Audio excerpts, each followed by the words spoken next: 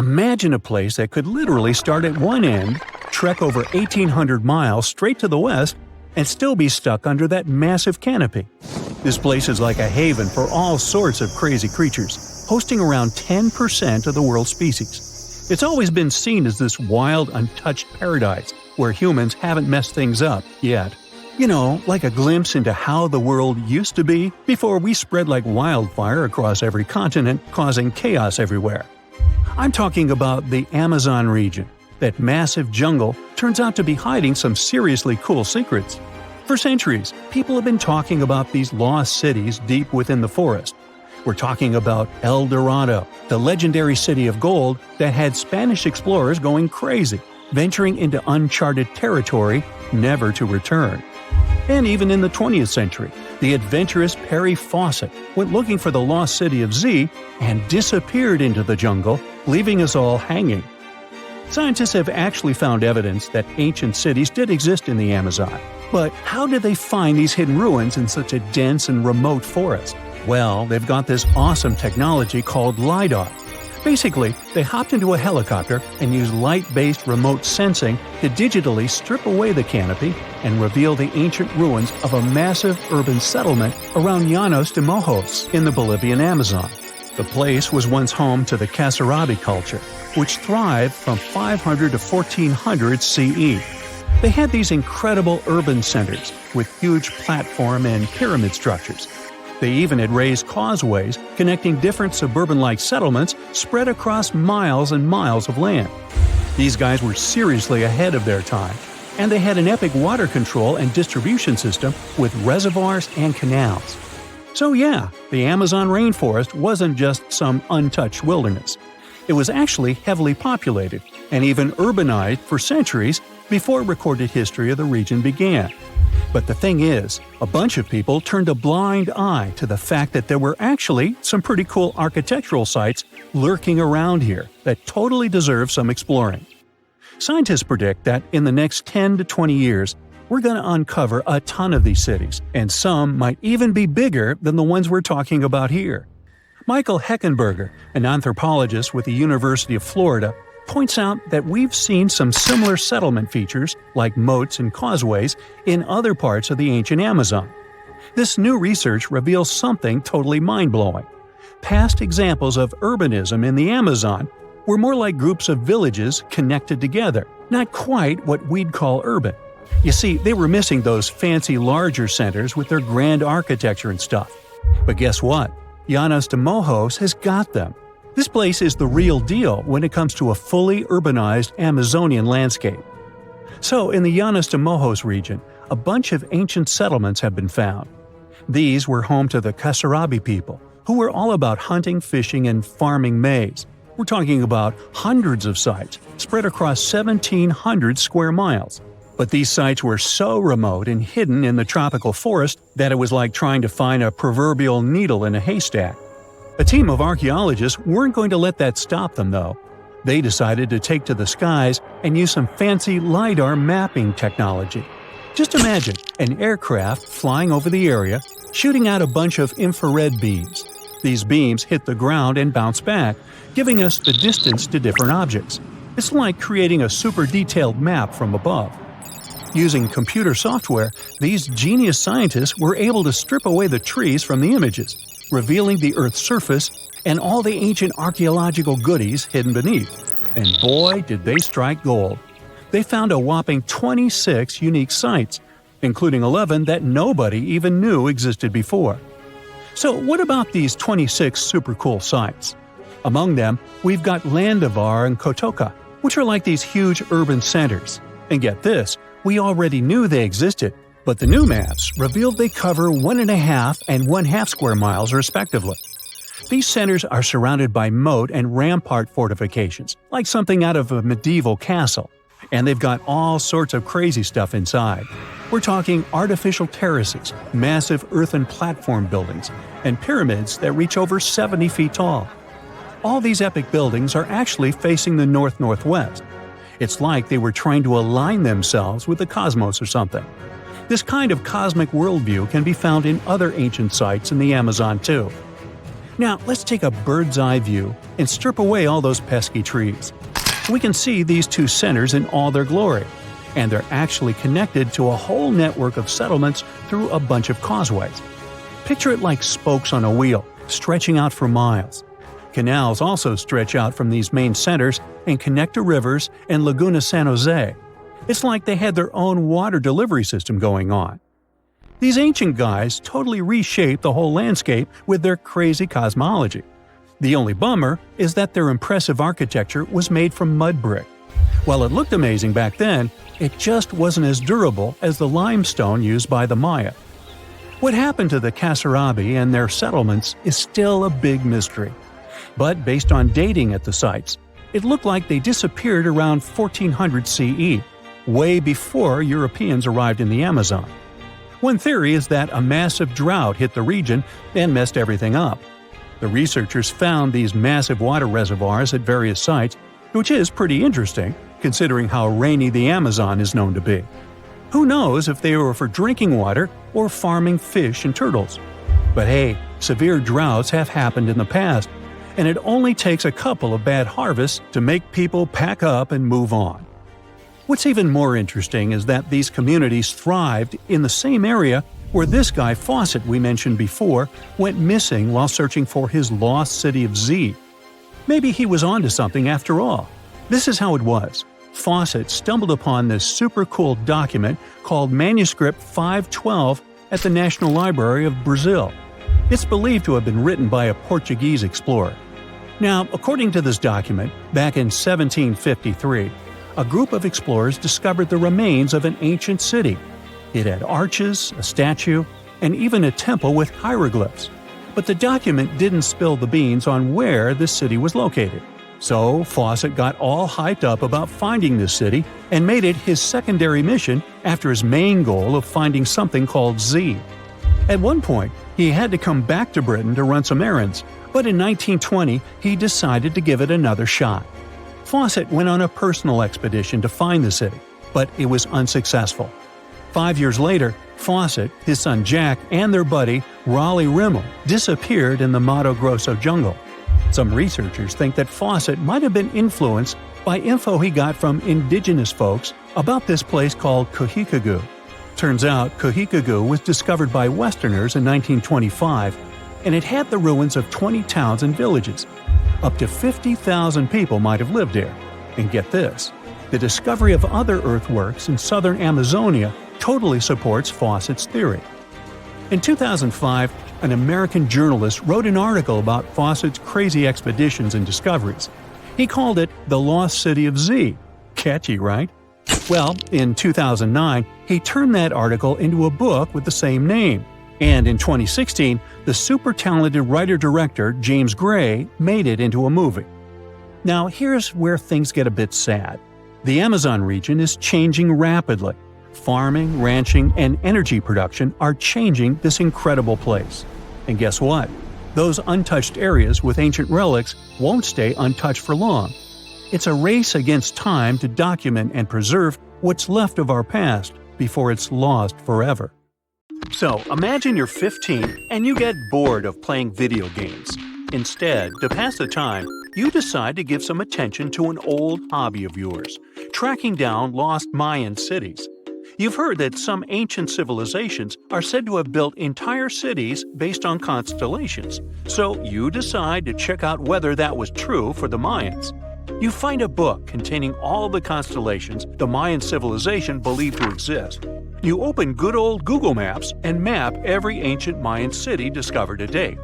You start seeing that this information actually matches. And truly, the biggest ancient Mayan cities correspond to the brightest and biggest stars of the Mayan constellations. Okay, this is getting interesting.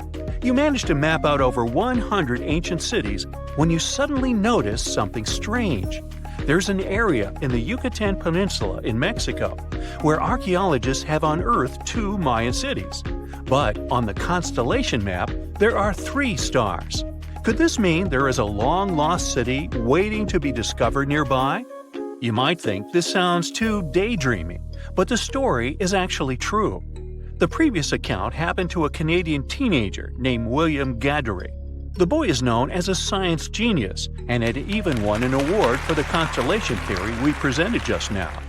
When he noticed that a third city was missing from the 23rd constellation he was examining, he began to scour the internet for satellite pictures that could help him solve this mystery. He looked into images from NASA, JAXA, a Japan-based satellite company, and Google Earth. These images were still insufficient to answer his questions, so he reached out to a friend inside the Canadian Space Agency. His friend provided him with state-of-the-art satellite imagery that gave him the answer he was looking for. According to the images, there is a large square area right on the border of Mexico and Belize, which looks like the remains of a city. William took the images to a remote sensing expert known as Dr. Armand Laroque from the University of New Brunswick. They studied the images thoroughly and concluded that the area could be housing 30 buildings and even a large pyramid.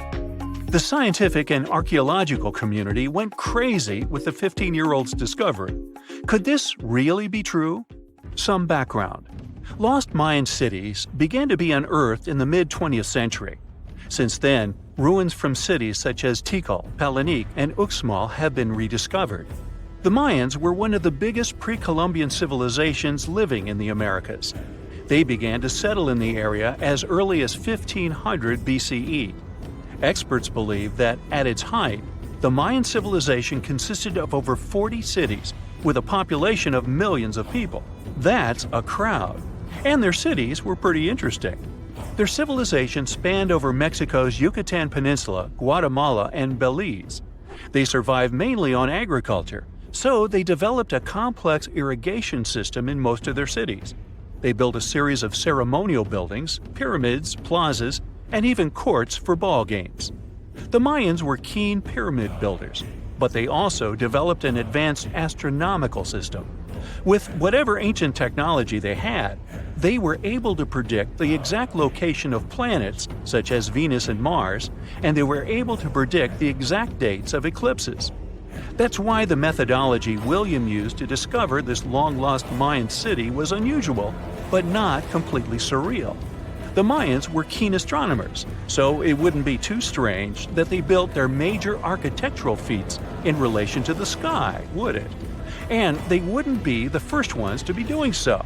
There is a famous fringe of Egyptology dedicated to studying how the Giza pyramids were built in perfect alignment with the Orion constellation, meaning that each pyramid was purposely built to align with one of the major stars of Orion's belt.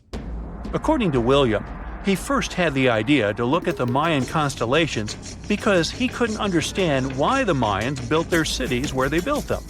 Most major cities, such as Chichen Itza and Uxmal, aren't near any rivers or significant bodies of water. Instead, they're built on marginal lands and on top of mountains, which confused the 15-year-old. His next thought was that it might have something to do with astronomy. William named the new city he discovered Mouth of Fire, which is also my nickname, and he even won a merit award for his hard work. However, his theory was very much contested inside the archaeological community, and many Mayan experts worked to debunk William's findings. Some archaeologists say that constellation theories are too unscientific. Anthony Aveni, a renowned anthropologist and astronomer, referred to William's methodology as an act of creative imagination. He explained that there is no way to be sure what the Mayan constellations really were. It's all just hypothetical. Another debunking of William's findings came from Mayanist David Stewart, who said that the object identified on the satellite imagery is nothing but an old cornfield. His claim was supported by an expedition that took place near the area in 2021, when the archaeologists present reported there was nothing at all in this area. Still, a 15-year-old boy almost found a long-lost Mayan city, which is pretty exciting if you ask me. Similar techniques as those used by William are actually being used to unearth lost civilizations all over the world. According to space archaeologist Sarah Parquet, satellite imagery has been a key player in discovering ancient cities in Egypt and other places. Sarah herself spends most of her days scouring images for any sign of where there could have been cities long ago. What happens, she says, is that any time you have something buried, It's going to be covered either by vegetation, soil or sand, or some other modern construction on top of it. In order to assess whether there is something hidden under large canopies of vegetation or not, she uses infrared technology, for instance. A major recent discovery in Brazil was done in a similar way. Satellite imagery detected a network of trenches dating back to 200 to 1200 CE. These suggest settlements that could have supported around 60,000 people. But in this case, the satellite imagery did indeed correspond to what was on the ground. Researchers from the University of Florida found several mounds that were accompanied by ditches and geoglyphs. Archaeologists also found remnants of carefully designed walls, centered around plazas, much like the type of construction done by the ancient Mayans. Advances in satellite tech have also shed new light on long-discovered ancient Mayan cities, such as Tikal. Located in the heart of the Guatemalan jungle, Tikal is believed to have been the capital of the ancient Mayan Empire. At its height, it was comparable in importance to cities such as London or New York in today's world. It was composed of a series of complex monuments, many of them believed to have been the resting places of kings and chiefs. Tikal is already known to have been big, but recent discoveries show it could have been even 3 times larger than what scientists originally believed. The main discovery revolves around a fortification on the outskirts of the city, indicating how far the original city stretched. And new discoveries still take place. In 2017, researchers also unearthed new clues regarding the potential causes of the decline of the Mayan civilization. Using data from a site in Sahul, located 62 miles southwest of Tikal, scientists analyzed radiocarbon data from ceramics and archaeological excavations to extract new information about the sudden demise of this great civilization. The information shows that, instead of a sudden collapse, the Mayans most likely collapsed in waves of social instability and political crises. These events are believed to have deteriorated Mayan city centers and began causing the dispersion of the Mayan population. Well, it seems like it's a prime time to uncover ancient ruins. What do you say? Will you give it a try as well? You know, a lot happened in the first millennium CE. Sure, we're talking about 1,000 years worth of human history. If you'll remember from school, you'll know it was the time of the rise and fall of the Roman Empire. It was when humans saw the transition to the intense times of the Middle Ages. And some say it was the apex period of the Mayan civilization, all the way in Mesoamerica. But thanks to top-notch technological advancements, we can look at history a lot differently today. You see, archaeologists have found actual proof that the Mayan civilization may have started way before we think it did, and that since the beginning, their civilization was far from simple. To find out more about this, you'll have to tread deep into the Guatemalan rainforests. Are you down for the ride? Rainforests are dense and difficult to access. If you were an archaeologist, I'm betting you'd find them quite threatening as well. That's actually one of the reasons why we've been kept in the dark for so long when it comes to the truth about the Mayans. But take a look at this. You'd expect to see ruins like this in places like Portugal, England, or the United States.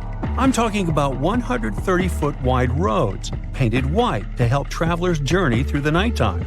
For scale, these roads were about half the size of an American football field. Huge, huh? Scientists recently unearthed a 110-mile network of roads such as these, and they think this dates back to before the first registered Mayan ruins we've known so far. These roadways, which sometimes ran over swampy ground and were even elevated at times, are being called the world's first superhighways. Even if there is no registry of animal-powered vehicles, it's believed that the Maya used them to travel around a network of possibly 964 settlements. They were built like a huge spider web, and from what archaeologists have gathered, they worked as an implied system of economic and social interactions. This completely debunks the traditional idea that the Mayan pre-classic period, which dates back to 1000 to 350 BCE, was made of small tribal settlements. Imagine the manpower and engineering ability you need to muster to build something close to these white highways. Scientists believe that these causeways were built pretty much the same way as the Mayans built their pyramids. Oh, and if you're wondering about these gigantic pieces of architecture, don't worry, we'll talk about them in a bit. Now, so far, scientists believe that the roads were built with a mixture of mud and quarry stone. Oh, and using several layers of limestone, of course. Researchers were only able to find all of this out because of a new technology called LiDAR imaging. Do you know how we've used sonar technology to map out the ocean bed? Well, this is very similar to that. But instead of using sounds, we use laser systems. This mapping system allows researchers to see through and beyond the thick canopies of forests. It's like we have X-ray vision. This is definitely a game changer. But lost Mayan cities began to be unearthed in the mid-20th century. And since then, ruins from cities such as Tikal, Palenque, and Uxmal have been rediscovered. But let's take a few steps back for a moment to get some context. The Mayans were one of the biggest pre-Columbian civilizations living in the Americas. Until now, experts believe that, at its apex, the Mayan civilization consisted of over 40 cities with a population of millions of people. That's a lot of folks. Their civilization spanned Mexico's Yucatan Peninsula, Guatemala, and Belize, and they survived mainly on agriculture. The thing is, the Yucatan Peninsula was an extremely difficult place to grow crops. So the Maya had to develop a complex irrigation system in most of their cities. They built a series of ceremonial buildings, pyramids, plazas, and even courts for playing ball.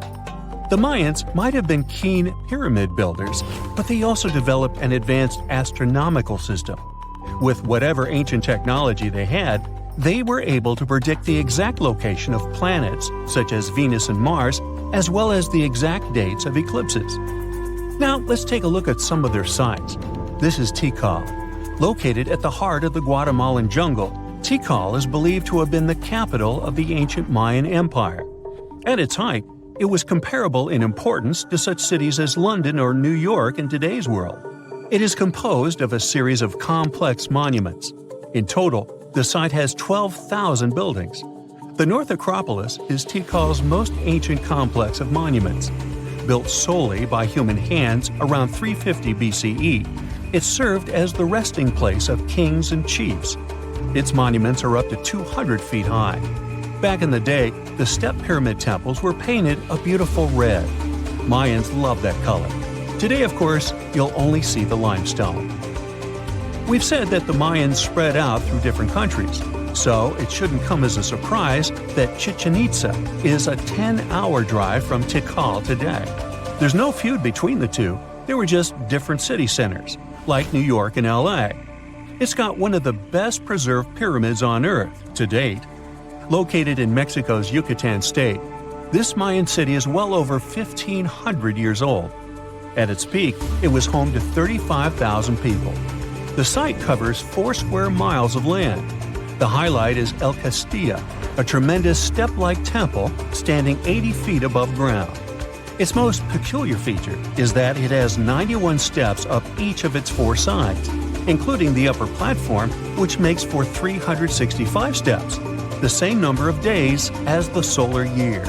Makes you go, Behold, the lost city of Palenque.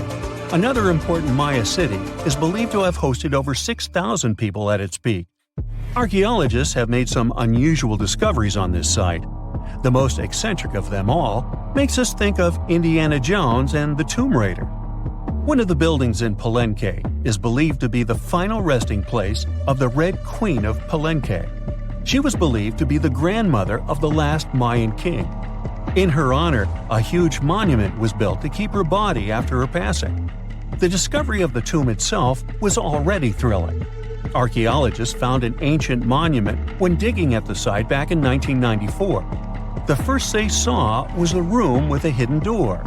Once they opened the door, they discovered an 8-foot-long corridor. At the end of this corridor was the queen's chamber, and inside was the mummy of the queen herself. They found her to be accompanied by her pearls, jade shells, and expensive rocks. But as the team explored the remains, they saw something strange. The room was filled with a red-colored powder. Researchers knew that the color red was important to the Mayan people, but they didn't understand why the queen was buried with this unknown substance. They took a sample back with them for further analysis and discovered that the red powder was cinnabar, a very dangerous mineral. This powder, when inhaled, can cause severe health damage to a person. The team concluded that this could only be a trap for anyone trying to steal her riches. Talk about curses, huh? One thing that has always troubled researchers is the lack of evidence on the decline of this almighty empire. What could have been the cause of their demise? Was it a drought? Some disease? New research in 2017 did shed some light on this issue. Using data from a site called Siabal, located southwest of Tikal, scientists analyzed radiocarbon data from ceramics and archaeological excavations to extract new information about the unexpected passing of this great civilization. The information shows that, instead of a sudden collapse, the Mayans most likely fell in waves of social instability and political crises. These events are believed to have deteriorated Mayan city centers and began causing the dispersion of the Mayan population. So, what's your take on the end of the story? It's the first day of your long-awaited trip to the Amazon forest. You flew all the way to South America. More specifically, you landed in the city of Manaus. It's the heart of the Brazilian Amazon. So far, you've traveled by air, car, and now water. You are on a tiny boat, moving through the dark waters of the Amazon River. Yes, the river is also called the Amazon. And just FYI, it's the second longest river in the world. It loses only to the Nile River in Egypt. The Amazon sprawls for an impressive 2,700 square miles, beginning in Peru and ending only when it meets the Atlantic Ocean off the coast of Brazil. To get a closer look at the forest, you decide to start by exploring it by boat. First up, you watch some piranha fishing. You can even try to catch one yourself if you like. As you may know, piranhas are carnivorous fish that inhabit the Amazon River, so it might not be your best option to go swimming in these waters. One of the most emblematic species of alligators present in the Amazon River basin is the broad-snouted caiman. It looks pretty much like a regular alligator, except for the fact that it has a yellow chin. Your guide leaves the boat and searches the water to show you a caiman up close. He also tells you of another legendary creature that lives in the dark waters of the river, the pink dolphin. Lucky you get to witness a family of pink dolphins showing their fins near your boat. They look magical from the place where you're sitting. You've probably never known dolphins can be pink, huh? After a few mesmerizing moments, you discover that the dolphin's pink color is nothing but an illusion. The animals are originally pinkish-gray, but due to the brown colors of the Amazon River, they look vivid pink when you stare at them from above. Your guide tells you that the pink dolphin is a central character of Brazilian folklore. Locals believe that the pink dolphins can turn into humans and wander off into towns at night. You get off your boat near one of the entrances to the forest. Now you're going to continue your trip on foot. Your guide says that you are venturing into very dangerous terrain. The Amazon is home to some of the creepiest species of wildlife on the globe, but don't worry, we'll get to see a lot of them today. You've come prepared, of course. Bug spray, a raincoat, and your sharp eyes. Inside the jungle, you need to be alert at all times. You may have heard legends of the anaconda, a snake that can swallow animals as big as a cow in one go. Sorry to break it to you, but those are not just legends. Reptiles like these do actually exist. They live deep in the jungle. Is it right there, moving between the trees? Is it a spider? The so-called Goliath bird-eater is a monster spider. Its legs can grow up to a foot in length, and the spider itself can weigh around 6 ounces. It's also known as the king of tarantulas. You shouldn't get too close, of course. It's not venomous to humans, but its bite can surely sting. As its name suggests, the Goliath bird-eater can even eat birds, as long as they are smaller than it is.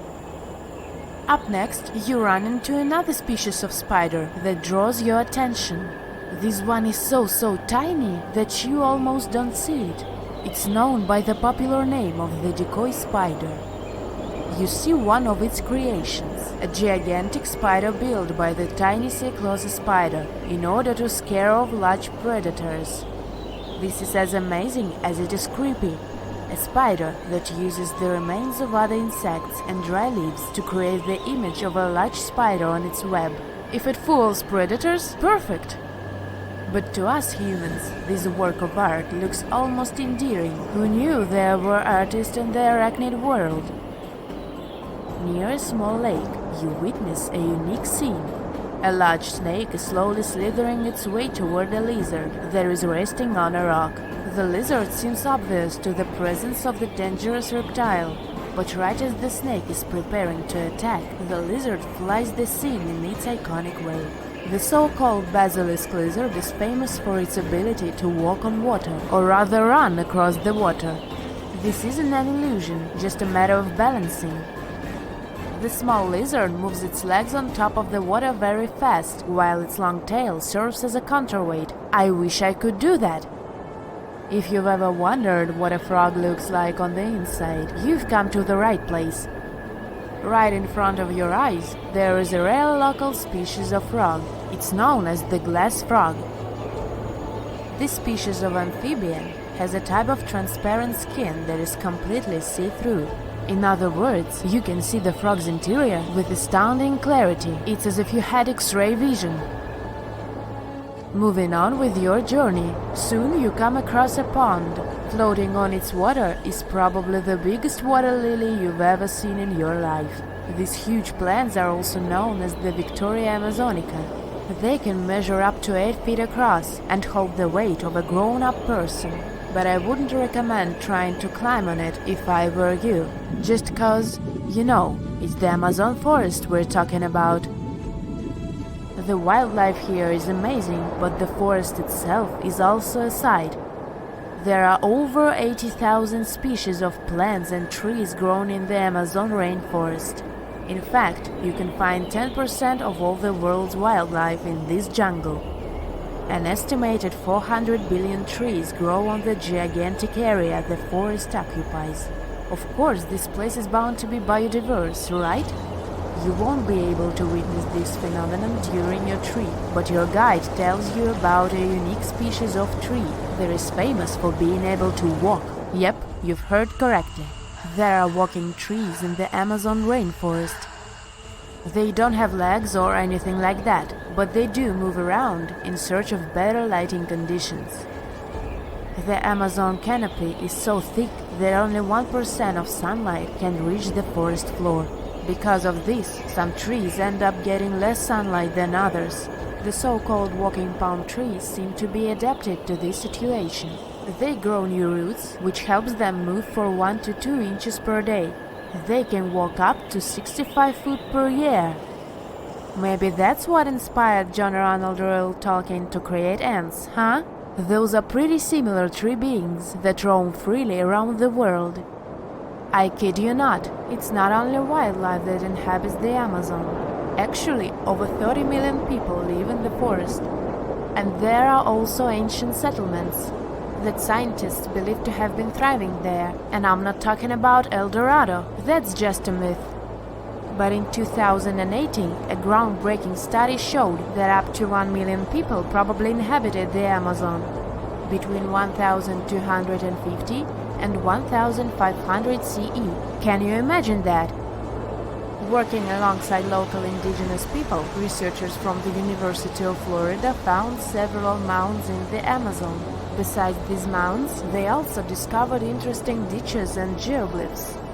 After mapping all of these recurring mounds, scientists understood that this was a sign of an ancient settlement. They found remnants of carefully designed walls centered around plazas. This could only mean that these ancient cities were big and could host hundreds of thousands of people. These findings brought back the idea that the Amazon could have been home to thriving civilizations way before the Europeans arrived there. but rather than cities drenched in gold, they were simply well-developed agricultural societies. Researchers have found almost 1,000 previously hidden Maya settlements in the tropical lowlands of what is now northern Guatemala. They did it with LIDAR, light detection and ranging lasers, which they used to scan areas from the air. The region we're talking about is pretty vast. All those structures and buildings they saw over there stretch across about 650 square miles. And these spots were supposedly occupied thousands of years ago. It seems all these structures were pretty densely packed, so people lived close to each other. They had at least 417 ancient villages, towns, and cities where they could identify boundaries. These structures and buildings were actually a part of a state that looked like a kingdom. Some of these settlements were built as sports courts, civic, ceremonial, and religious centers, and residential homes. There were also massive palaces, platforms, dams, pyramids, and causeways across that area. People who lived there also had reservoirs where they collected water. So, they needed the power to organize thousands of specialists and workers. And they also needed many skilled people to build such structures without the technologies we have today. They needed lime producers, architects, mortar and quarry specialists, lithic technicians, those who took care of legal enforcement, and other important roles to establish the true community. This cool laser scanning system researchers used while exploring this area can even penetrate very dense ecosystems and vegetation. The light bounces off different surfaces and then creates a digitally reconstructed map. This map is based on how much time it takes for the pulses to get back to a receiver. So, with this laser system, they discovered they were also lowlands for agriculture. So why exactly did the Maya settle in this region? It was a specific area. Plus, it was hard to build such an amazing kingdom in a tropical rainforest climate. Back in the old times, ancient peoples had mostly inhabited areas in drier climates. Over there, they would build water resources, which were some sort of the basis of society and a source of life. An example of this is Teotihuacan of Highland Mexico, although they did have a couple of navigable rivers they could use for transport and trade. But these rainforest areas had their advantages too. The Maya used natural resources like limestone, which was their primary building material, salt, and the volcanic rock obsidian, which they used for different tools. Also, they managed to find enough dry land to live and build homes there. The lowlands were seasonal swamps called bajos, and they were perfect for agriculture because of the fertile soil. Generally, the Maya built settlements that could endure rainy periods too. They were ready for different circumstances, including flood and drought, which is something you could see in how they built houses. Their architecture was also one piece of evidence that showed their community was like a centralized kingdom-like state, which shows they stuck together through tough times. The Mayan Empire was very powerful, and it reached its peak about the 6th century CE. They were excellent at pottery, agriculture, writing, mathematics, and calendars.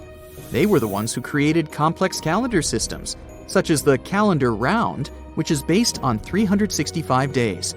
Although some believed the Mayan calendar predicted December 21st, 2012 would be the end of the world, it was just a coincidence with the end of a certain full cycle.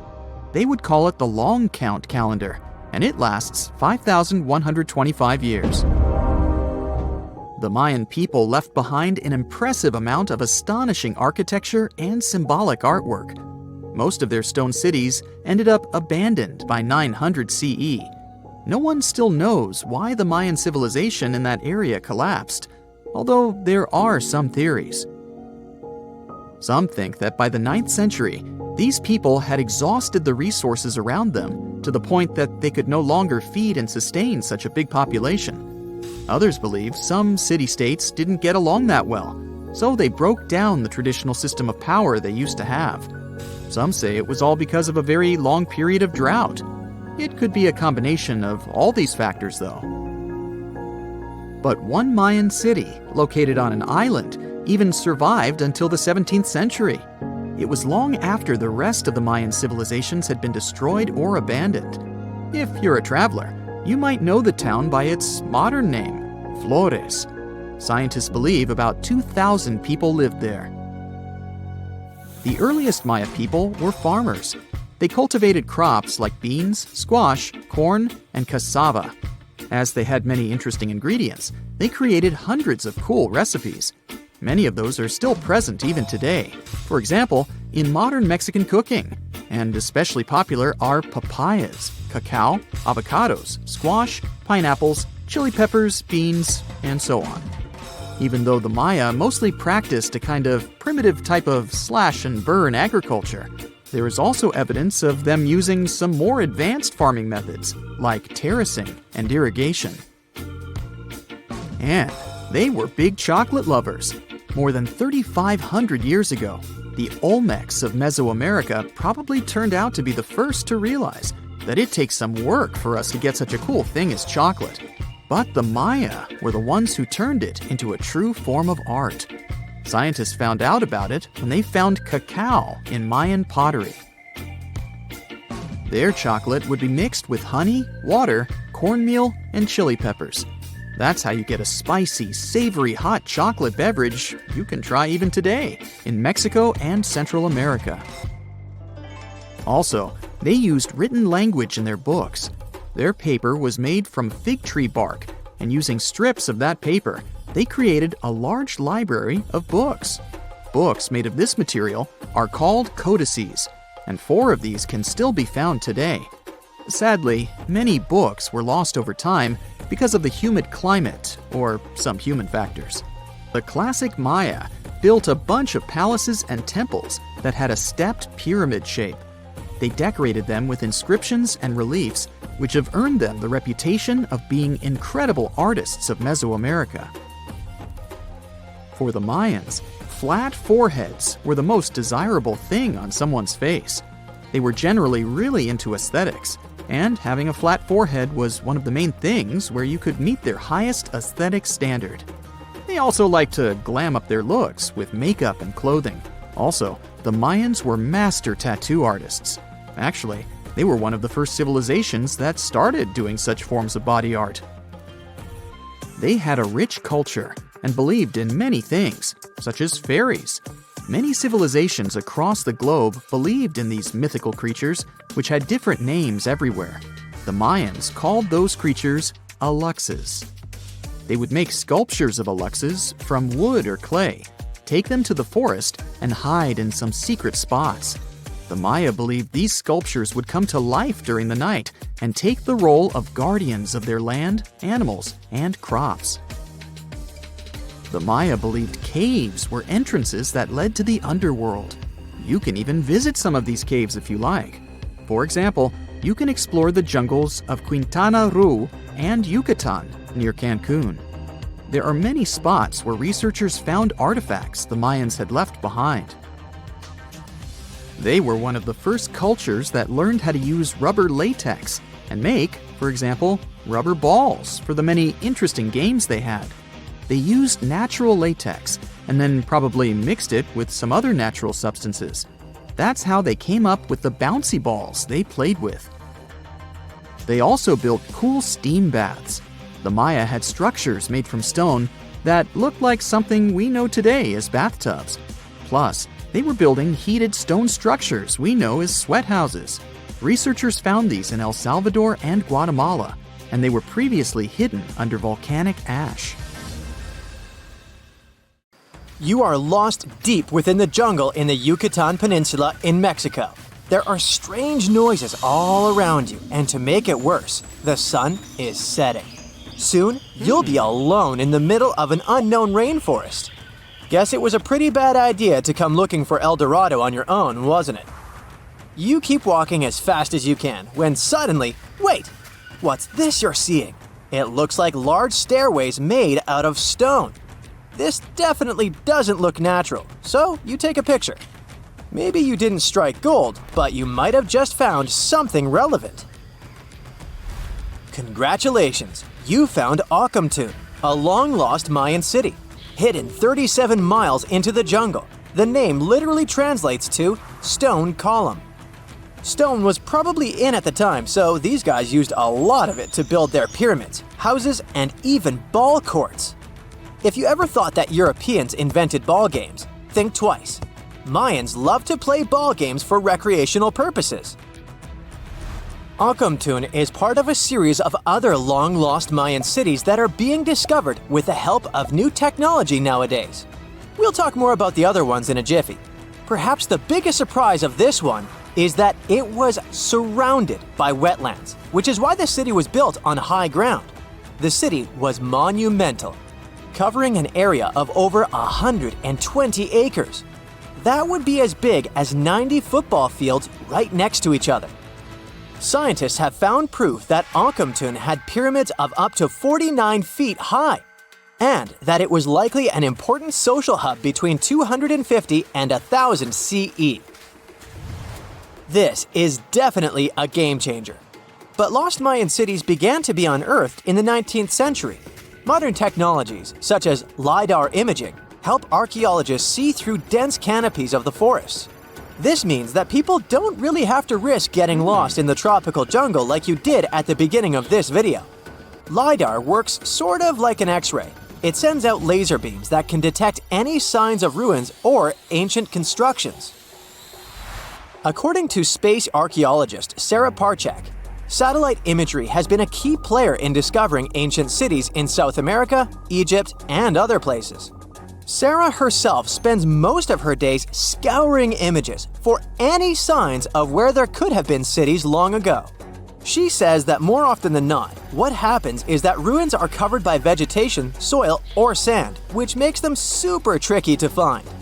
But thanks to these awesome tools, scientists also made the huge discovery of ancient Mayan causeways, which spread throughout old Mayan territories. I mean, take a look at these roadways. You'd expect to see ruins like this in places such as Portugal, England, or the United States. I'm talking about 130 feet wide roads painted white to help travelers journey through the nighttime. Scientists recently unearthed a 110-mile network of roads such as these, and they think this dates back to before the first registered Mayan highways we've known so far. These roadways, which sometimes ran over the swampy ground and were even elevated at times, are being called the world's first superhighways.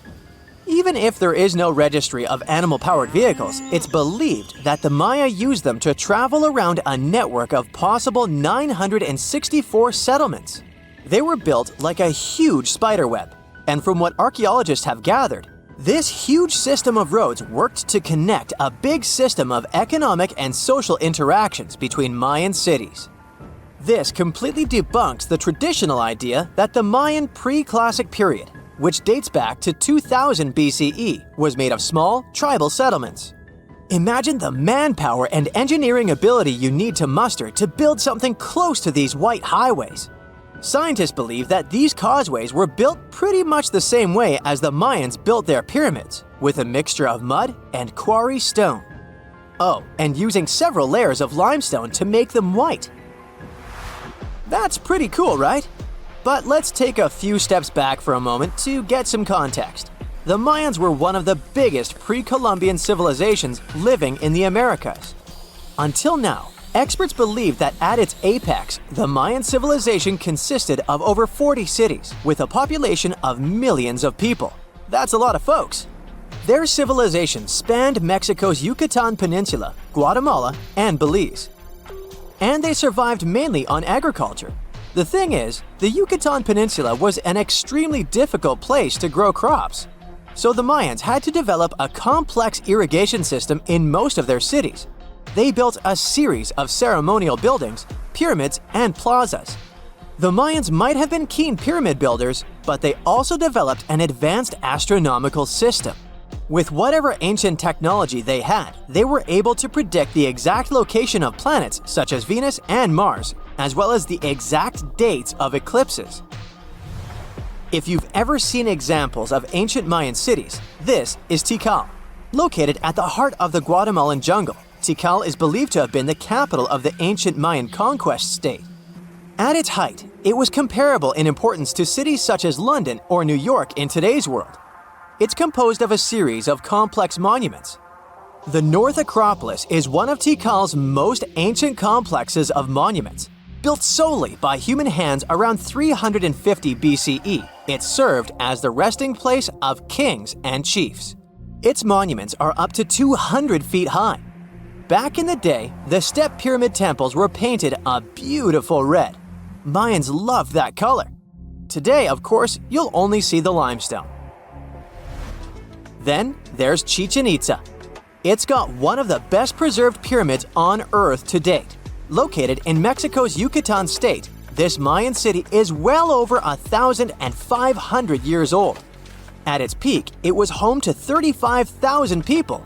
The site covers 4 square miles of land. The highlight is El Castillo, a tremendous step-like temple standing 80 feet above ground. Its most peculiar feature is that it has 91 steps up each of its 4 sides, including the upper platform, which makes for 365 steps, the same number of days as the solar year. You can see that these folks were a pretty big deal, huh? That's why nobody can really understand what happened to them. There's a big lack of evidence on the decline of this almighty empire. What could have been the cause of their demise? Was it a drought? New research in 2017 did bring some new discoveries into the mix. Using data from a site at Sahul, located at southwest of Tikal, scientists analyzed radiocarbon data from ceramics and archaeological excavations to extract new information about the unexpected demise of this great civilization. The information shows that instead of a sudden collapse, the Mayans most likely fell in waves of social instability and political crises. These events are believed to have deteriorated Mayan city centers and began causing the dispersion of the Mayan population.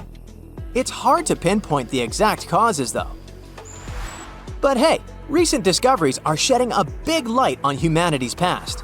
Not only about the Mayan Empire, but about other long-lost civilizations of South America. A major recent discovery in Brazil was done using satellite imaging technology and is also shocking scientists. Some images from near the Xingu River, also in the Amazon, suggest that cities of millions of people might have existed inside the jungle, way before our modern civilization ever existed. I mean, if this doesn't shock you, I don't know what will. Satellite imagery also detected a network of trenches, dating back to 200 and 1,200 CE in the Bolivian Amazon forest.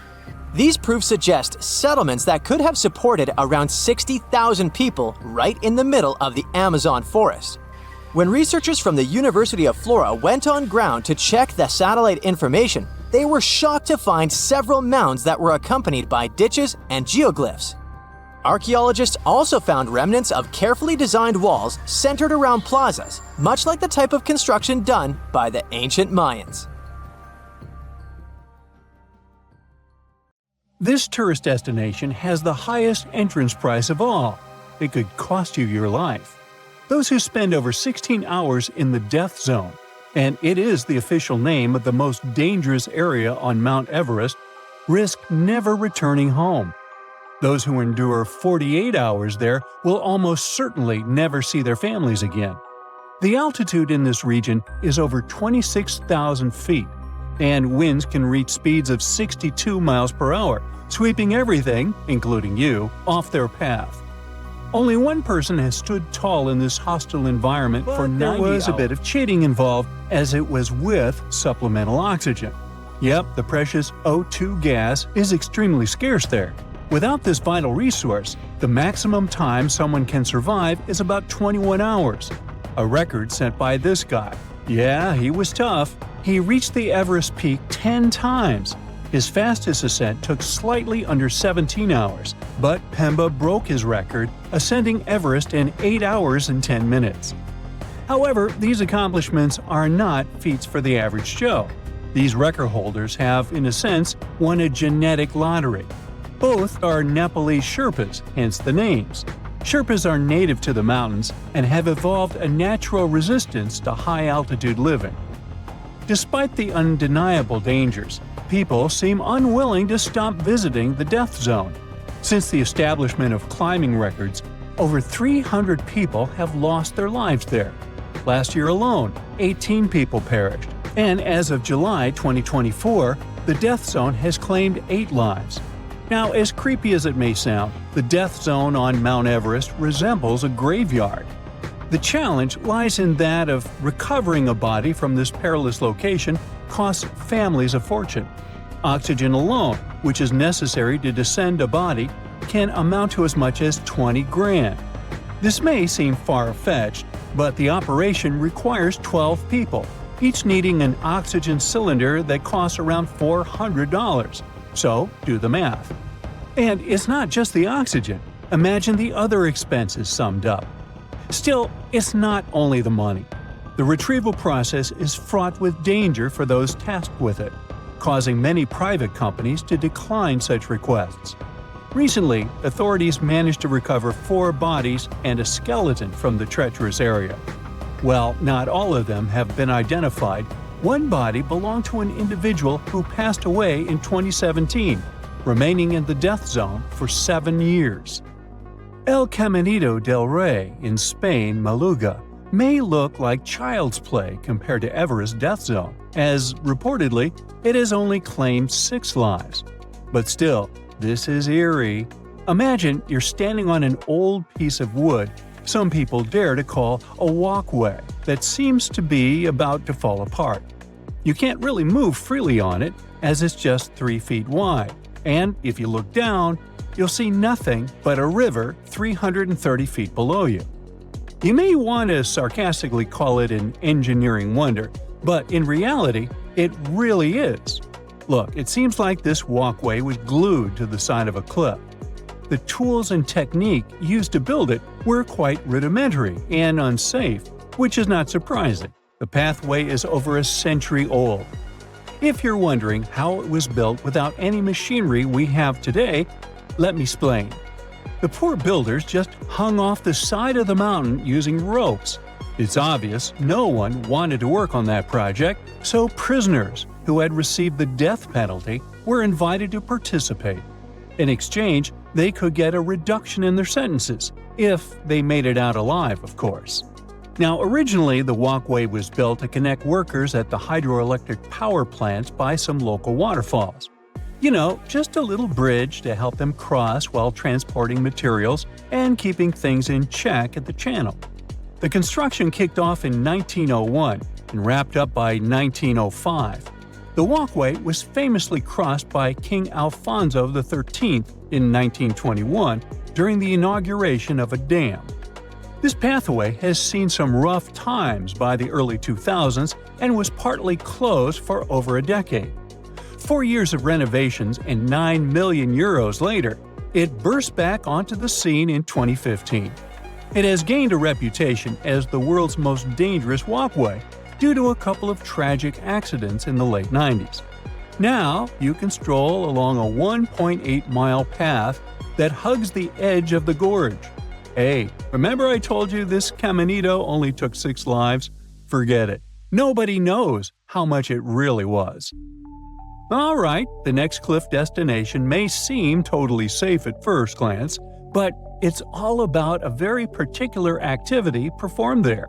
It's definitely not as high up in the sky as El Caminito del Rey, only soaring 89 feet, but this cliff is meant to jump from, and people actually do that.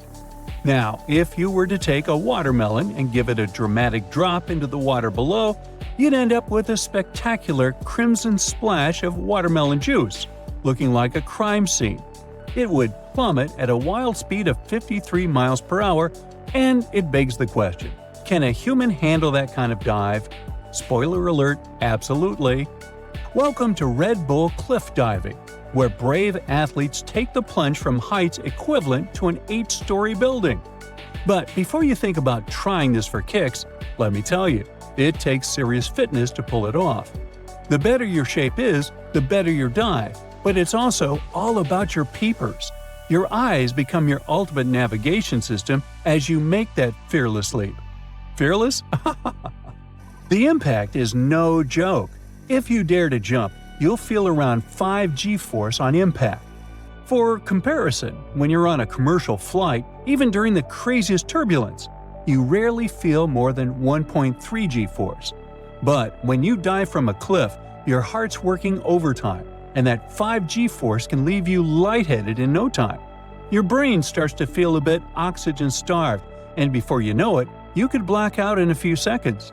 All that blood suddenly rushes to your head, your face puffs up, and your lower eyelids practically cover your eyes. This phenomenon is called red out, because all you see is a bright glow through those squeezed-shut eyelids. Yeah, that sounds like fun. Now, unlike all those cliffs, this place is pretty accessible, and is popular among freedivers for having little current, which is good when you go in depth. However, despite all those seemingly nice aspects of the Blue Hole in Egypt, this place has taken around 200 lives in recent years. Now, to be honest, technically, the Blue Hole is a complete average dive spot. There's nothing extraordinary that would make it more dangerous than any other spot in the Red Sea.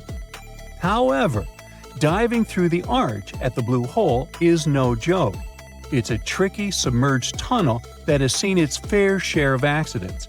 While there's no official count of how many have lost their lives here, one source estimates that around 130 divers perished there between 1997 and 2012. That's more than 8 each year. Some say the number could be as high as 200, including a few snorkel-related accidents not tied to the arch dive. To help keep things safe, Egyptian authorities placed a police officer at the Blue Hole who makes sure divers are with certified guides who know the ropes. Now, the arch itself sits 170 feet down, which means you really need to know what you're doing and have the right gear, since recreational divers usually max out at around 100 feet or so. For experienced technical divers, it's mostly manageable. The real challenge is keeping track of your air in your tank, because if you mess up and take too long down there, you're going to need more than one tank of air to get through safely. If the gas isn't planned out right, you could find yourself short on air when you need to do your decompression stops, or even worse, you can run out of it completely. And, that would be bad. Scientists discovered something Atlantis-like near Australia. There used to be an entire continent that's now underwater. Here's what happened to it. Around 70,000 years ago, during the last ice age, there was a huge landmass called Sahul. It was located in the southwestern Pacific Ocean. This ancient supercontinent connected what we now know as Australia, New Guinea, Tasmania, and the Aru Islands into one giant piece of land. Imagine lush tropical rainforests surrounded by beautiful mountains. Sahul's tallest mountains were in the New Guinea highlands, with peaks reaching over 13,000 feet. This beautiful place was home to a variety of unique animals, most of which were pouched creatures. But back then, they weren't just koalas and kangaroos. Sahul was filled with different types of grazers, burrowers, scavengers, and predators. It was home to a huge diprotodon, a powerful hunter Thiosolio, and a horrifying Megalania, a creature that's much larger than any living lizard today. It was a unique place because the rest of the world was filled with placental animals at the time, like wolves, elephants, and humans. In Sahul, the only normal mammals were bats and rodents. But not all its parts were the same. The Timor, Arafura, and Carpentaria regions were covered by hot savanna and dry forests.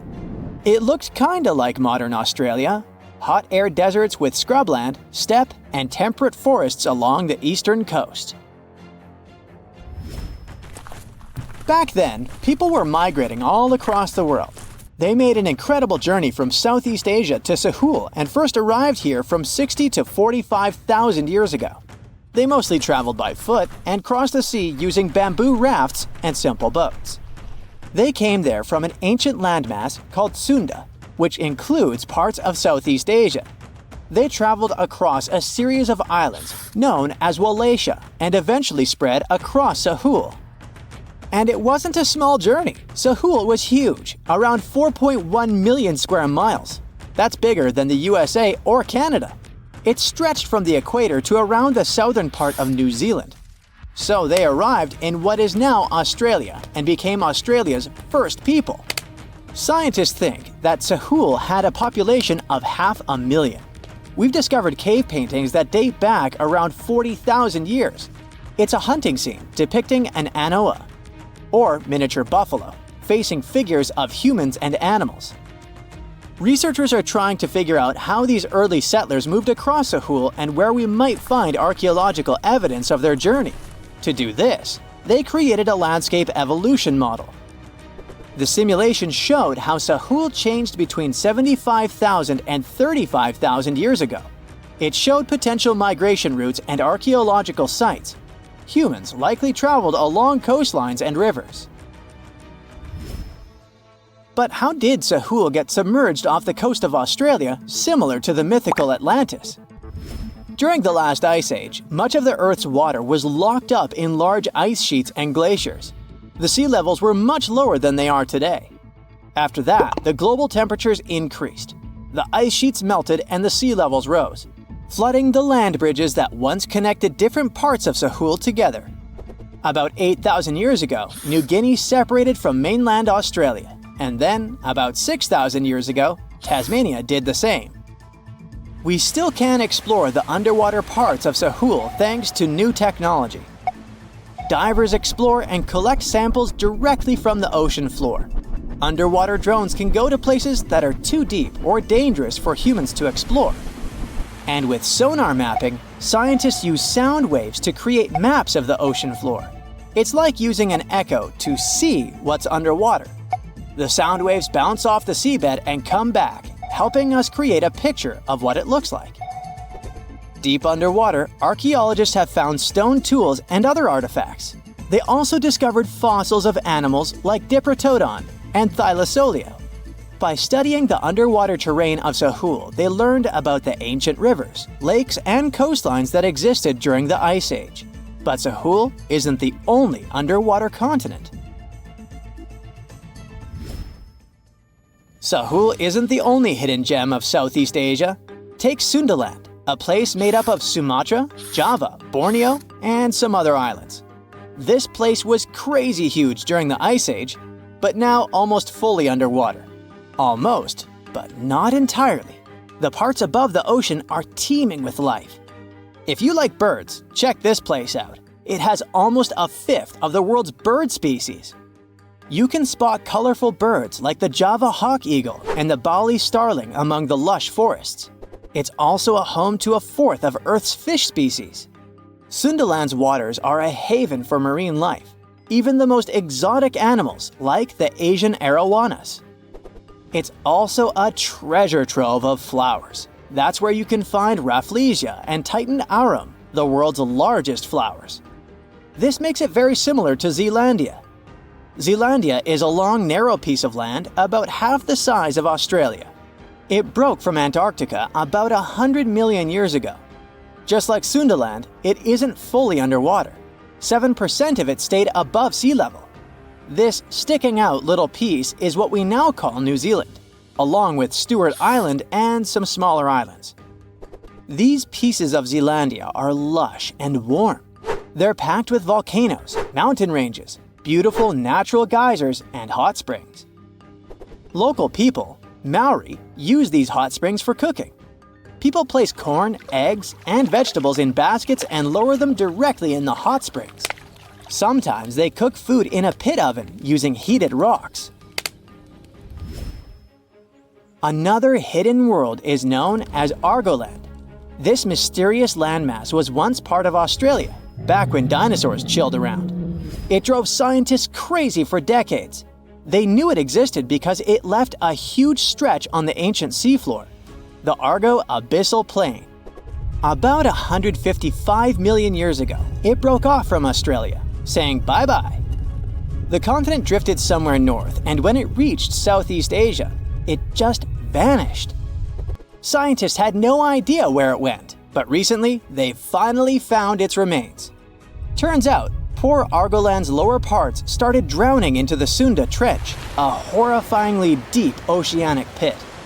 The Earth's crust sunk into the mantle. Meanwhile, the upper parts of Argoland were pushed upward, grabbing the younger rocks on land. Because of this, Argoland broke apart into a bunch of smaller pieces.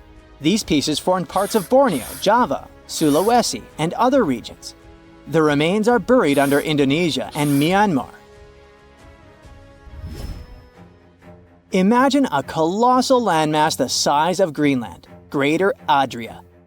Its journey began about 240 million years ago when it broke away from the supercontinent Gondwana. It started moving north, and after 100 million years of enjoying the warm seas, it suddenly crashed into Europe and shattered into pieces. Most of these pieces went deep into the Earth's mantle, but some were scraped off and became part of mountain ranges like the Alps. Today, the remnants of Greater Adria are scattered across more than 30 countries, from Spain to Iran. That's why they're hard to look for. Seychelles was also once part of Gondwana. Yep, these idyllic islands are sitting atop of the ancient continent. We know a lot about it because of its fascinating granite outcrops. 100 years ago, Alfred Wegener discovered continental drift, but no one believed him. These granite outcrops helped him prove that he's not crazy and that tectonic plates really are moving. The Seychelles broke off from India and Madagascar and eventually became a sad loner in the Indian Ocean. This probably happened because of some insanely active volcanoes in the Deccan Traps. But now the islands are home to unique species both on land and in the coral reefs nearby. Mauritius broke off from India after the dinosaur wiping. Along its journey, it stretched into a long ribbon-like shape and also broke into pieces. Now it's all scattered beneath the Indian Ocean. Scientists stumbled upon this lost land by studying tiny ancient crystals called zircons. These zircons are like time capsules. They date back an astonishing 660 million to 2 billion years. That's even older than Mauritius itself. These ancient crystals hinted that there's another Atlantis somewhere nearby.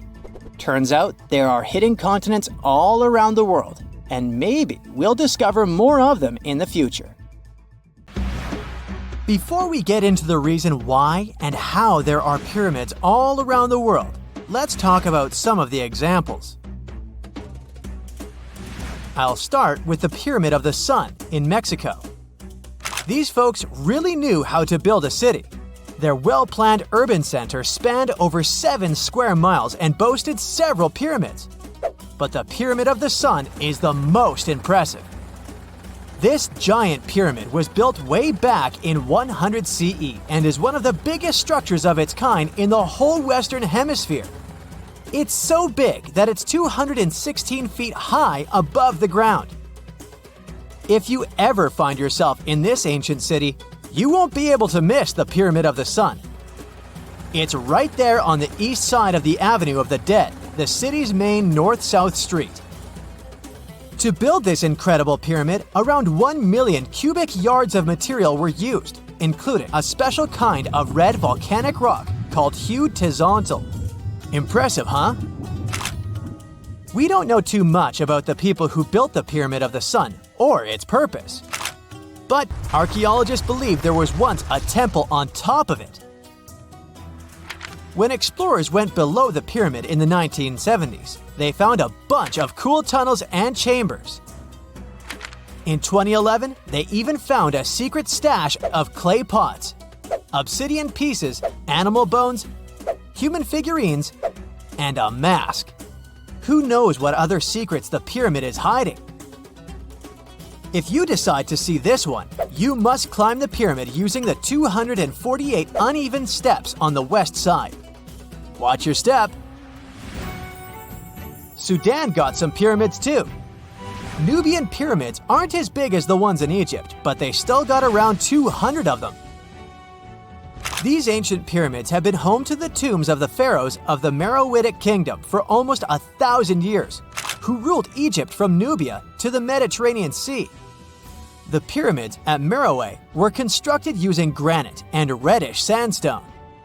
Oh, and did you know that Sudan has more ancient pyramids than Egypt? The Kushite pyramids depict the indigenous architecture and burial traditions of Nubia's Napata and Meroe kingdoms, which ancient Egypt influenced.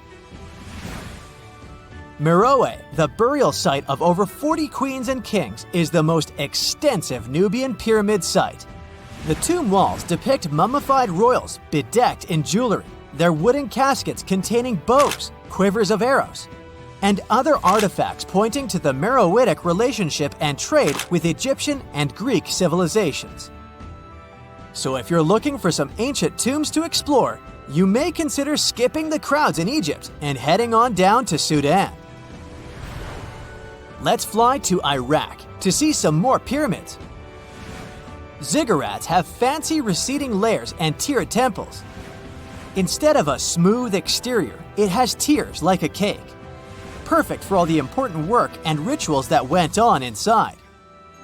You can find these towering structures scattered throughout Iraq and Iran, and they're a real testament to the power and skills of the people who built them. One of the biggest and most impressive ziggurats is the ziggurat at Ur. It's basically a giant rectangular pyramid that stands a whopping 70 to 100 feet tall, with 3 levels of terraces and a temple on top. Can you imagine how many baked bricks it took to build that thing? Try 720,000 for just the lower portion. This particular ziggurat was built for Sumerian king Ur-Nammu. Similar to other ones, this pyramid has been around for thousands of years, so it got a little rough around the edges. Thankfully, the Babylonian king Nebuchadnezzar II and some archaeologists came to the rescue in the 6th and 20th centuries respectively. And now, you can find this near Talil Air Base.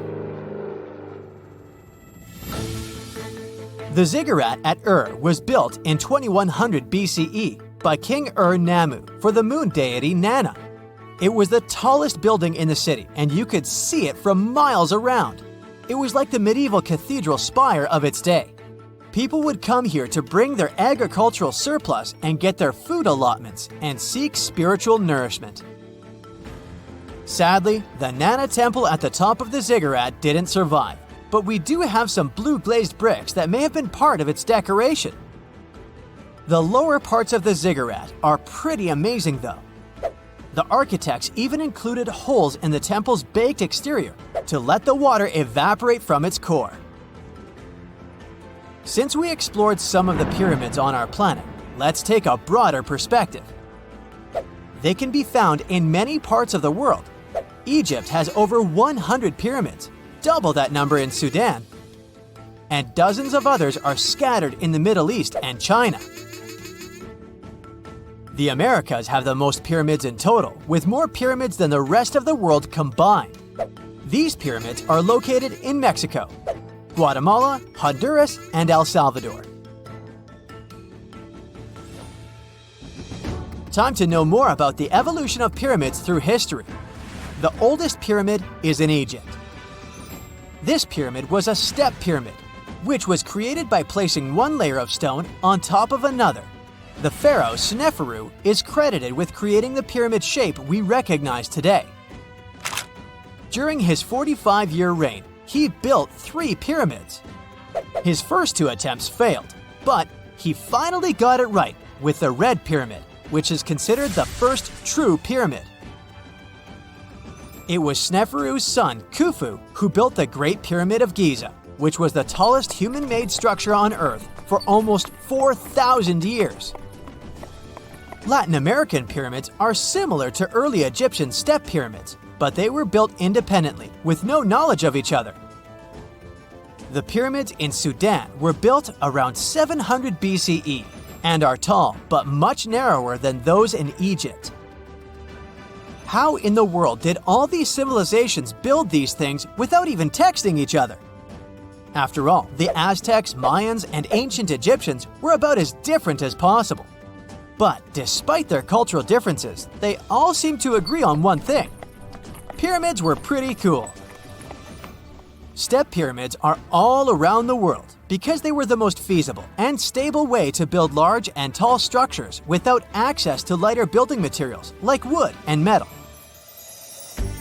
The triangular form with a square base is the best way to build a sturdy structure, and having a cube structure would require more material for less height. Now, when it comes to pyramid design, the Egyptian pyramids were like giant triangles with a square base, smooth sides, and a pointy top. On the other hand, the Aztecs and Mayans went for a tiered cake look, with steps leading up to a flat platform on top. So, while all these pyramids share the same basic shape, they have their own unique flair. Each group built its pyramids using different materials, techniques, and slope angles. So while they may have been inspired by each other's work occasionally, they were just doing their own thing. Egyptian pyramids had smooth, angled sides that were designed to help the pharaoh's soul ascend to heaven. The Pyramid of the Sun was built over a series of caves that served as a passageway for the deities. The Maya built the temple of Kukulkan in Chichen Itza to honor the deity Kukulkan, usually represented by a serpent. Nicknamed El Castillo, it has 91 steps on each side, plus a platform. That's 365 steps, one for each day of the Mayan calendar. Tell me, Brightsiders, how were pyramids built? To begin with, humans made them, not a foreign race from space that landed on Earth. You see, one thing that all pyramids have in common is that they were built without advanced tools or even the wheel. It took a lot of people to build them, including skilled laborers and architects. For example, it's estimated that 20,000 people built the Great Pyramid of Giza, and it's believed that most of them were skilled laborers. Building pyramids was a massive undertaking that required years of planning and effort. The Great Pyramid at Cholula, Mexico, took 600 years to complete. Rikat structure is a giant formation in the Sahara that looks exactly like a giant bullseye. It's so wide that you can see it from space. Even the CIA got interested in it.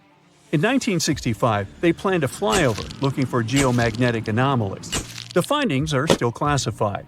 Perhaps the theories are true, and this place is truly the lost city of Atlantis. Now, Atlantis supposedly sank beneath the waves, but recent discoveries are pointing us in a different direction. This is an ancient story that goes far back in time, and Plato was the first to mention it.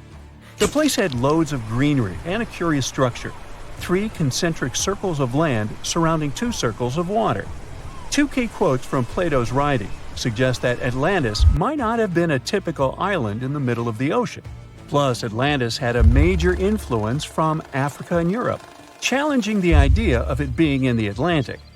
It turns out that the Eye of the Sahara and Atlantis look alike. When astronauts saw the Eye of Sahara from above, they initially suspected a meteorite impact crater, but the rings of the structure matched the layout described of Atlantis. More importantly, the Sahara wasn't always a desert. It turned from a tropical region into a desert around 11,000 years ago. Researchers found evidence of a massive river called the Tamaracet that could have sustained a community. This river flowed toward the Rikat structure, aligning with Plato's description. The Trans-Saharan Seaway ran through the Sahara 50 to 100 million years ago. The sea allegedly destroyed Atlantis around 11,500 years ago, likely due to a rapid rise in sea level caused by the end of the Ice Age. NASA's worldview imagery shows patterns consistent with this theory. Those concentric rings might be a key to unlocking the secrets of our planet's evolution over millions of years. They're shaped by erosion on resilient rock layers, creating a spooky pattern of ridges and troughs. The central peak stands proud at 1,300 feet. The central part has undergone a significant erosion makeover, revealing a circular structure with a raised peak. Unlike impact craters, the Eye of the Sahara flaunts a striking balance and symmetry. Some say it results from rock uplift, sculpted by wind and water. Others think it's an ancient anticline, eroded to reveal its concentric glory. Then there's a salt diapir theory, suggesting that salt's buoyancy sculpted this beauty. Dating techniques have proved that it formed 541 to 252 million years ago, give or take a million or two. Ancient tools are scattered around the outer rings of the structure near riverbeds. Some older stone tools have also been spotted in the same areas. And still, even though some spear points from the Neolithic period have been found, there aren't many signs that people were living there back then. The area seems to have been used for short-term activities like hunting and making tools. There are other unearthly mysteries that haunt our world. One such enigma is in Norway, the ominous Hessdalen light phenomenon, also known as the Valley of Lights, leaves scientists confused. This valley is 10 miles wide. It's quite isolated, but a peculiar blue box sits high on the hillside, equipped with cameras scanning the valley. The unsettling saga began in the 1980s, when the night sky over Hessdalen erupted with burning fireballs, a recurring spectacle that sent shivers down the spines of those who witnessed it. This wasn't a fleeting occurrence, rather it became a regular thing. Terrified locals reported encounters with these unexplained luminous phenomena, some of which happened near their homes. Unease spread like wildfire. At its peak, there were about 20 sightings every week. The phenomenon made its way into newspapers, magazines, and media worldwide. Soon, people flocked to the valley, hoping to see the lights themselves. In 1984, experts joined the fray, armed with sophisticated instruments like magnetometers, radiometers, and other ometers. What they encountered was mind-bending, lights that defied explanation. Some moved at a leisurely pace, while others raced through the sky at an astonishing 19,000 miles per hour. People tried to explain these lights: airplanes, distant reflections, ball lightning, satellites, planets, meteors. But the speed and how these lights danced ruled out all those theories. We're slowly approaching another mysterious place. This is the greatest subglacial lake among Antarctica's 675 known lakes. It can easily hide unknown life forms. This lake is beneath the East Antarctic ice sheet.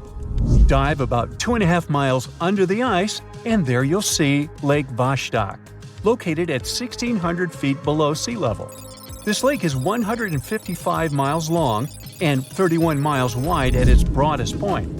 With an average depth of 1,400 feet, it's also the world's sixth largest by volume.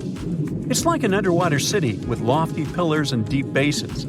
The secret lake was discovered in 1993, yet it had been waiting to be found down there for over 2,000 years, collecting ancient secrets.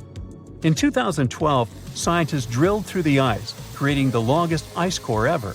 They pierced the ice all the way to the lake's surface. The year 2013 brought an unexpected twist when the tranquil waters erupted during the extraction of an ice core, mixing with drilling fluids. Then they got a pristine water sample in 2015. Some believe there might be previously unknown life forms down there, since it's a fossil water reserve that's been untouched for millions of years. That could be a lot like those speculated ice-covered oceans on moons like Europa and Enceladus. It all started with a theory in the 19th century, suggesting fresh water lurking under Antarctic ice sheets. Then, in 1955, seismic soundings hinted at a subglacial lake, and by the 90s, satellite data confirmed Lake Vostok's existence. Now, Lake Vostok isn't alone. In 2005, they found an island in the middle of the lake. Then, two smaller lakes joined the party. They suspect that a secret network of subglacial rivers might link these lakes. Now, very far away from Antarctica, in Venezuela, Catatumbo lightning presents a sinister light show at the junction of the Catatumbo River and Lake Maracaibo. This unsettling lightning phenomenon happens at about 140 to 160 nights a year, going on for 10 hours a day, and can flash up to 280 times in a single hour. The frequency of this lightning show changes with the seasons and from year to year. There was a break between January to March in 2010, causing a bit of worry that it might vanish forever. As the sun sets, winds from the east start picking up speed. The strong wind is called a nocturnal low-level jet, like what you see in the Great Plains of North America. These winds bring moisture, mostly from the Caribbean and the lake itself. This humid air hits high mountain ridges, causing thunderstorms to form over the mountains. Thanks to the ongoing wind situation, more thunderstorms appear as the night goes on. This pattern repeats itself, and is why this area has the highest annual lightning rate globally. The next place scientists cannot explain is in China. That is the Longu caves. They have lofty slanted roofs and sturdy pillars. The spot remained hidden for centuries. These human-made caverns, built around 2,000 years ago, decided to reveal themselves only in the 90s. Local farmers drained some ponds and unveiled 5 massive caverns. Further digging exposed an additional 19 smaller caves. They range from 60 to 110 feet in width and 26 to 50 feet in height. Archaeologists found historical relics from the reign of Emperor Juan of Han, dating back to over 2,000 years ago. Now, how did these caves survive for more than 2 millennia without falling apart? No ancient records explain the way they were crafted either. The walls show chisel marks, hinting at some layer-by-layer chiseling action, but the exact construction process is still a head-scratcher. Imagine you could spend an entire week scanning ancient ruins and taking photographs of the world's most surreal archaeological sites. Would you be up for it? So, let's do some digging.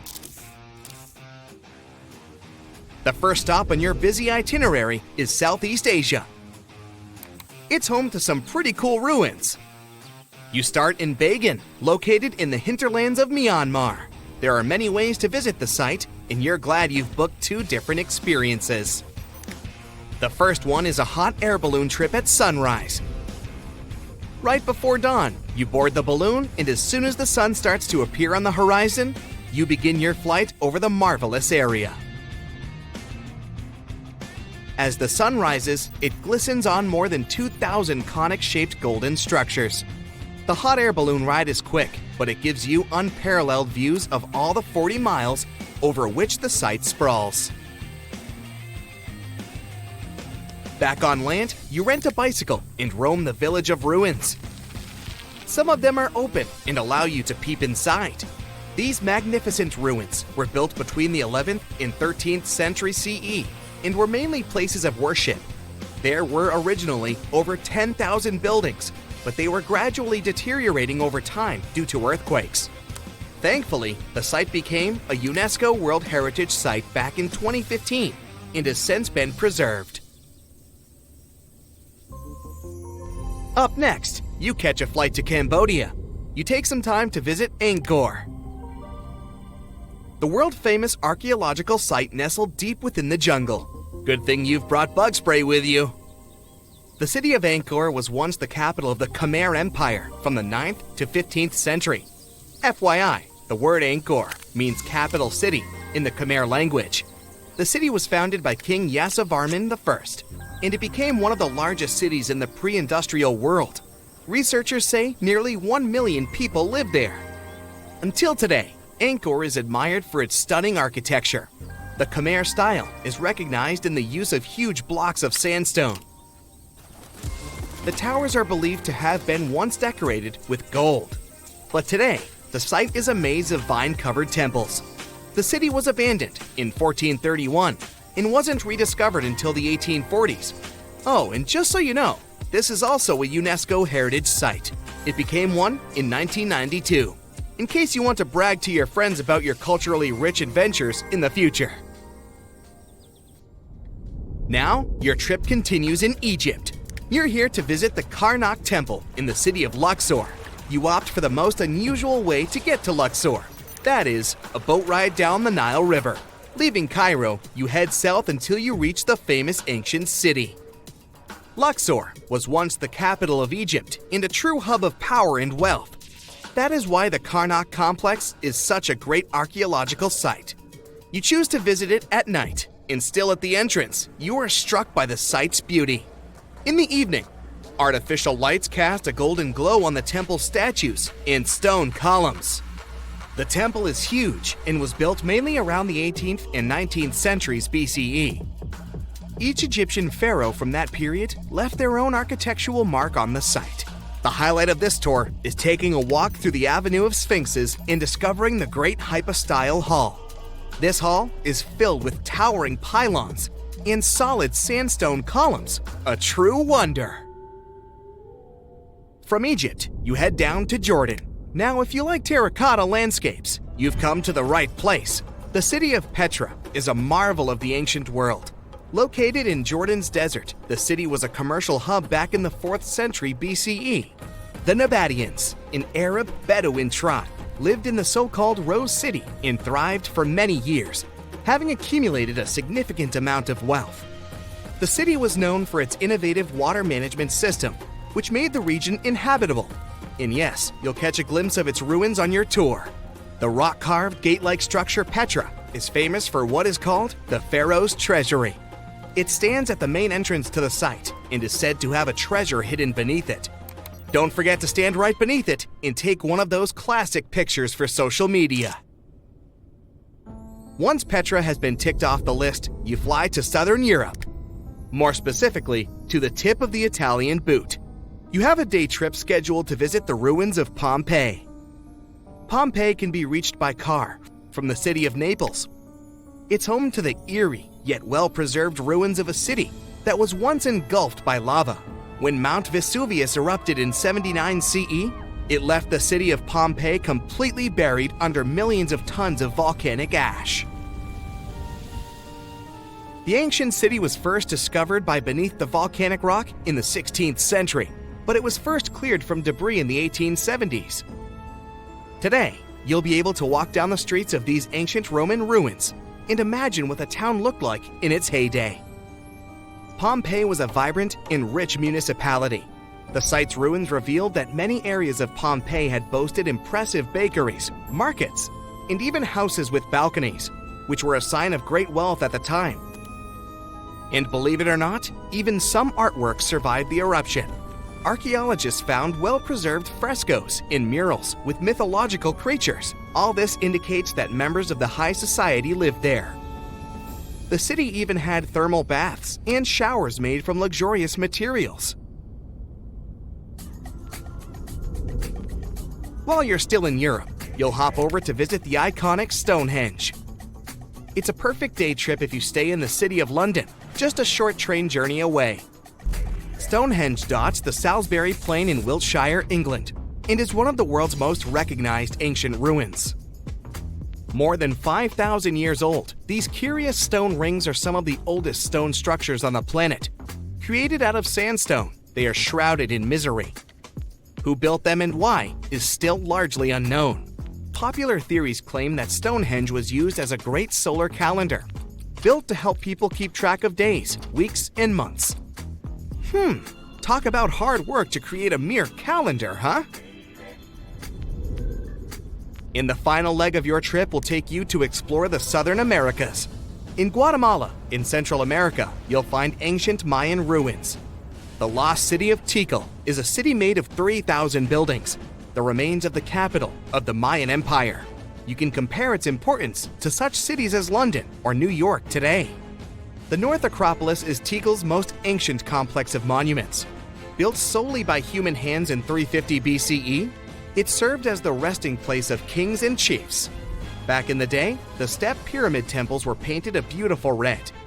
Mayans loved that color. Today, of course, you'll only see the limestone. You might wonder what made such a great city turn into ruins. Well, archaeologists have no clue about the cause of Tikal's decline. Until today, this question remains unanswered. Was it a drought? Disease? Maybe we'll never know. Are you in the mood for some Mayan ruins? Chichen Itza is an archaeological site with the best preserved pyramids on Earth. Located in Mexico's Yucatan state, this Mayan city is well over 1,500 years old. At its peak, it was home to 35,000 people. The site covers 1.9 square miles and has many ruins spread throughout it. The highlight is El Castilla, a tremendous step temple, rising 80 feet above the ground. Its most peculiar feature is that it has 91 steps on each of its 4 sides, including the upper platform, which makes for 365 steps, the same as the number of days in the solar year. Phew, what an intense trip. Time to head home now and soak it all in. See you next time. Can you tell me what date it is today? Piece of cake. You just look at your smartphone and voila, you immediately know the day, month, and year. But was it always this easy to tell the date? Did the ancient people even have the concept of a year that lasts 365 days? Yes and no. Mayan calendars had cycles. That's close to what we call a year. But the Mayan cycle was much longer, 819 days. And this is where the mystery begins. 819 days compared to what? When does this calendar begin, and when does it end? Scientists were asking themselves this question for decades. They discovered and deciphered the Mayan calendar during the 1940s. Recently, two American scientists, John Linden and Victoria Bricker, came forward with a solution. So, what did they do differently from their predecessors? The duo deciphered the code by broadening their thinking. They expanded the calendar from 819 days to full 45 years. That's 20 times longer than the original cycle. And a pattern started to emerge. This was a major breakthrough because the Maya told time in a complicated way. You can forget about the easy-to-read Arabic numerals we have today. These ancient people used glyphs. These are tiny images that represent characters, something like the icons on your desktop or universal symbols. When you see a little dot with 3 curved lines above it, you know there is a Wi-Fi network available. The Mayan calendar used glyphs that represented animals or natural phenomena. For example, there were symbols for a jaguar and an eagle. Each glyph marked one day. Each cycle is repeated 4 times, 8 and 19 x 4.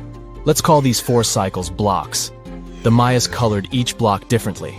Scientists thought these colors corresponded to the 4 cardinal directions.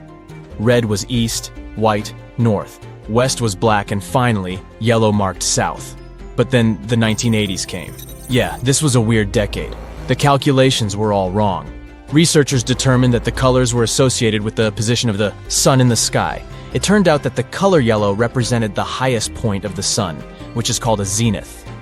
White was the lowest point, called the nadir. It seems that the calendar showed just how good the ancient Mayas were at astronomy. This is most evident at Chichen Itza. This principal Mayan city is located on the Yucatan Peninsula, Mexico. There stands an impressive step pyramid. It is dedicated to the feathered serpent deity, and its alignment is perfect. Something marvelous happens here twice a year, during the equinoxes, March and September. These are the times when the sun shines directly over the equator. On these 2 dates, the day and night last the same. At the site of the pyramid, sunlight first illuminates the sculpture of the serpent head at the base of the structure. Then it makes its way up the 91 steps. This creates the illusion that a snake is slithering down the pyramid. Even today, people gather to witness the sight. And it must have been more impressive when the Mayas completed the structure 1050-1300 CE. Do you know what a synodic period is? Neither do I. But Mayan astronomers did. A synodic period is the time that passes before a stellar body does a full lap. For example, this is the period between 2 full moons. When you look from Earth, this period lasts roughly 30 days. And the Mayas were looking at the skies non-stop. They carefully noted the synodic periods of all planets. From Venus to Saturn, these ancient astronomers kept records of nearly all celestial bodies. But what does this have to do with their calendar? The American researchers' calculations revealed the link. Let's take the planet closest to the Sun as an example, Mercury. Its synodic period is 117 days. Multiply that by 7 and you get which number? Exactly 8 to 19, when 17 x 7 equals sign 819. Coincidence? Definitely not. Because synodic periods of other planets also neatly match the magical figure 819. But this is not visible from a single Mayan cycle. Scientists had to expand it several times to discover the pattern. There is a reason why no one could decipher the code for so long. They were focused on a single planet. The trick was to add the Mayan calculation for all the planets. Researchers just needed to see the bigger picture. This brings us to the year 2012. Can you remember that some people thought that the world would end on December 21st? That turned out to be a bust. We are alive and well now. But what started this false rumor? The Mayan calendar, of course. You see, these ancient people based their calendar on long periods of all the planets.